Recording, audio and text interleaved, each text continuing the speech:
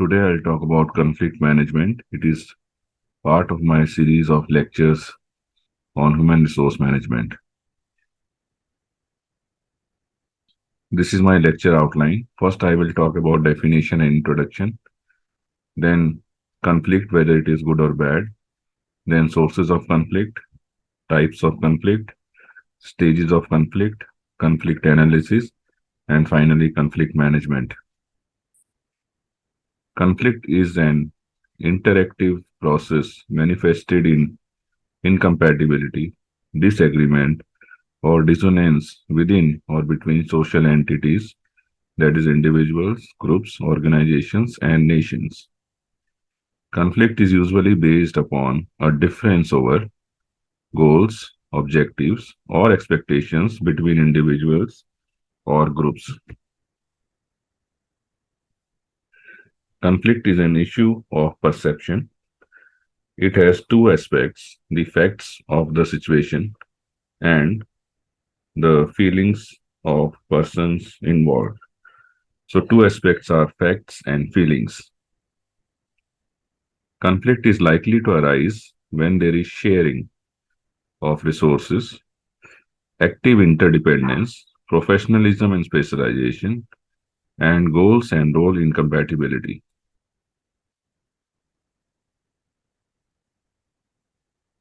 Conflict can be of two types: healthy conflict and unhealthy conflict. In healthy conflict, there is focus on task issues, whereas in unhealthy conflict, there is focus on power, rewards, and resources. It may involve personal grudges.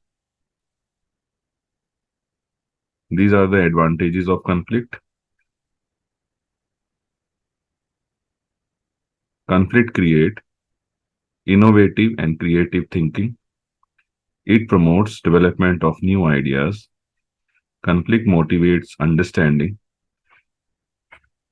Conflict exposes and exploits hidden potential. These are the disadvantages of conflict. Conflict damages cohesion of a team. Conflict results in negative emotions and stress. Conflict interferes with communication. What happens when there is no conflict in an organization?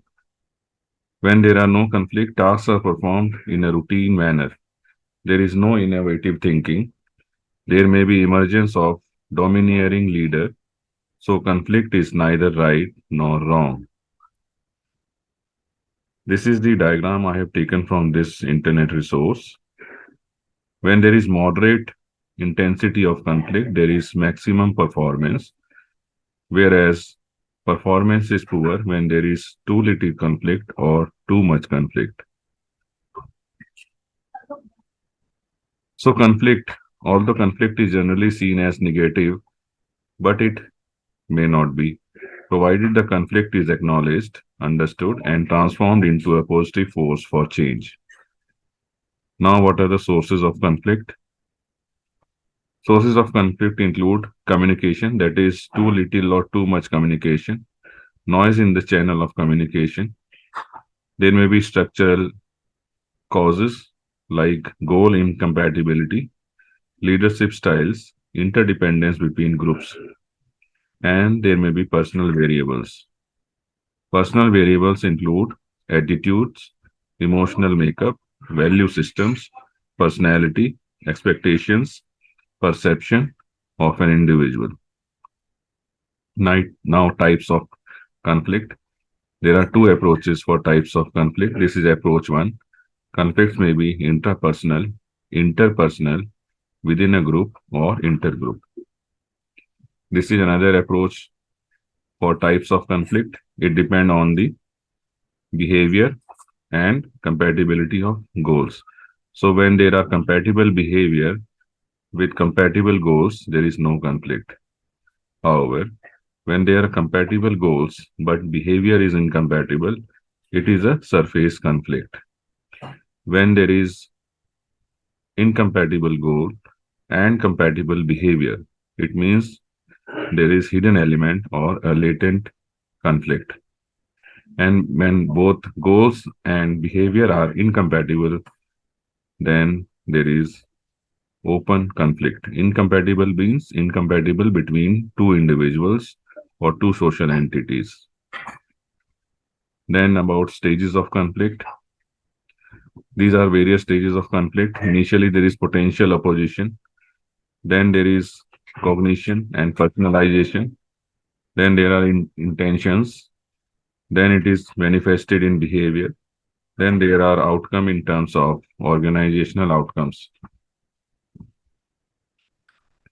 These are the stages of conflict as illustrated in the text by National Institute of Health and Family Welfare, New Delhi.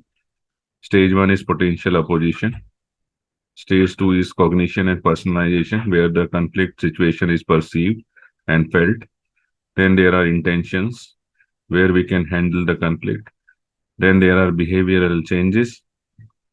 Then finally, there is either adverse outcome or a favorable outcome in terms of increased group performance.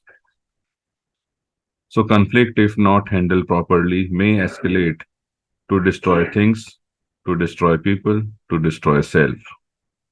This I have taken from an internet resource. Then conflict analysis. In conflict analysis, we first identify the kind of conflict. Then we identify the sources of conflict. Then we identify the stakeholders. Then we use various tools.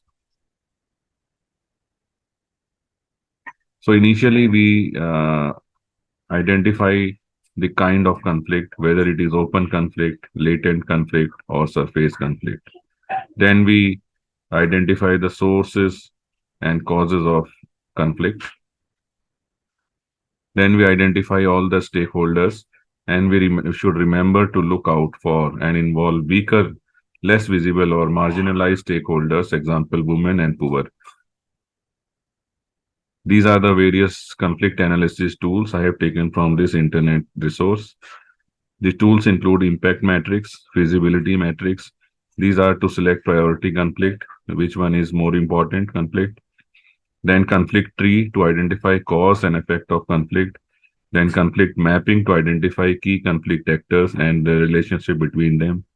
Then PIN analysis to reveal actors' interest and needs driving conflict. Then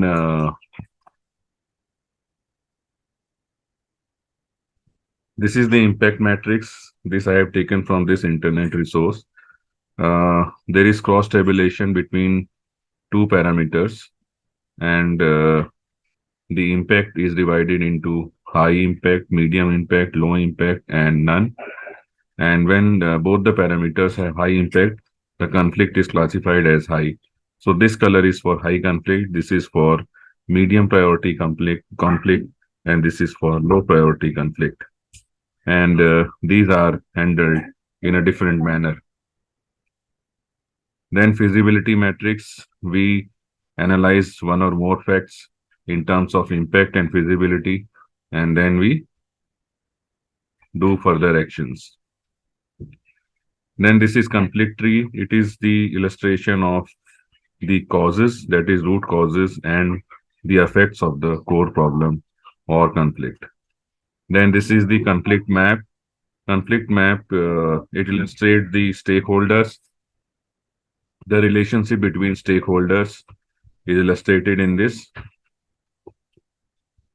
Then PIN analysis. P stands for position. Position are things stakeholders say they want.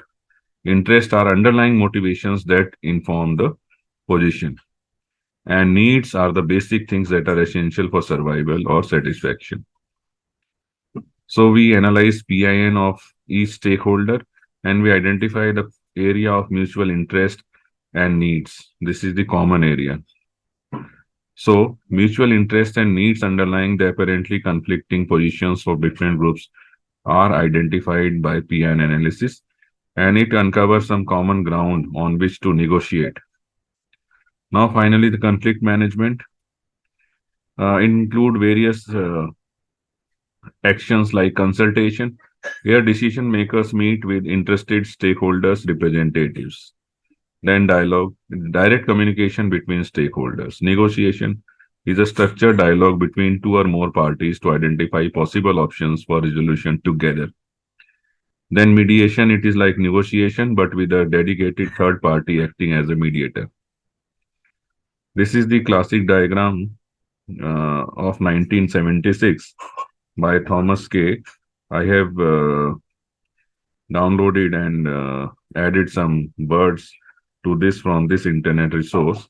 So when there is assertiveness is high and cooperativeness is high. When both are high, there is collaboration or win-win situation. When both are low, there is avoidance or lose-lose situation.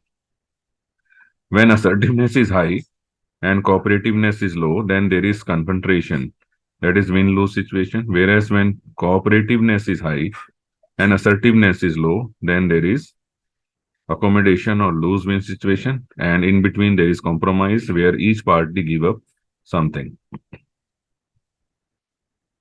So accommodating means people who accommodate are unassertive and very cooperative. They put relationship first, ignore issues. This strategy is effective when the other person or party has a better solution. Then avoiding as a strategy, these are conflict management strategies. People who avoid conflict are generally unassertive and uncooperative. This strategy is not a good long-term strategy. Then collaborating. Collaborators are both assertive and cooperative. They assert own views while also listening to other views and welcoming differences. Then competing. These people, in a competitive way, assert themselves and do not cooperate while pursuing their own concern at another's expense. This strategy may be appropriate for emergencies when time is important. Then compromising. Compromisers are moderately assertive and moderately cooperative. They try to find mutually acceptable solutions to conflict that partially satisfy both parties. This is all for today. Thank you very much.